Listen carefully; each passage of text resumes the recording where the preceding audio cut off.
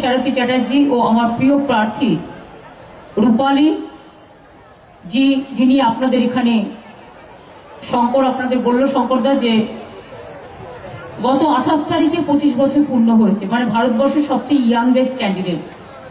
আমি যখন ওর নামটা ভাবছিলাম তখন ভাবছিলাম ওর বয়সটা কি হয়েছে, 25 বছর না হলে তো দাঁড়াতে পারবে না। কিন্তু ঈশ্বরই বলুন আর আল্লাহই বলুন, এমন কৃপা যে দেখলাম নমিনেশন ফাইল করার 4-5 দিন আগে ও 25-এ জাস্ট পড়ছে। গত 28 তারিখে 25 বছর হয়েছে। কাজে এই হিসেবে ও সর্বকনিষ্ঠ প্রার্থী, ওকে শান্তিপুরে যেতে হবে।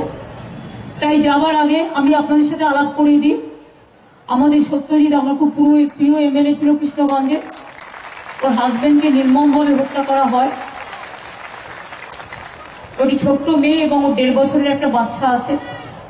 পরিবারটা একদম অসহায়।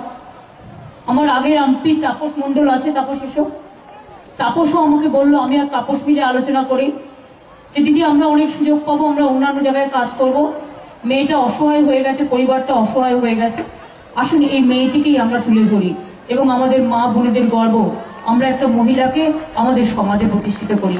তাই রূপালীকে আমরা এই জায়গাটায় বেছে নিয়েছি। ও ভারতবর্ষের সর্বকনিষ্ঠ মেম্বার হবে যদি আপনার আশীর্বাদ, শুভেচ্ছা এবং দোয়া করেন। আমরা ওকে খুব ভালোবাসি। হয়তো যা হারিয়ে গেছে ফিরিয়ে দিতে পারবো না, কিন্তু তবু ভবিষ্যতে তার পাশে থাকলাম, এইটুকু তো করতে পারলাম। এই জন্যই আপনাদের কাছে আমার স্বনির্বন্ধ অনুরোধ থাকবে, যখন শান্তিপুর বেরিয়ে যাও। রত্না, তুমি, রিক্তা, তাপস মণ্ডল আর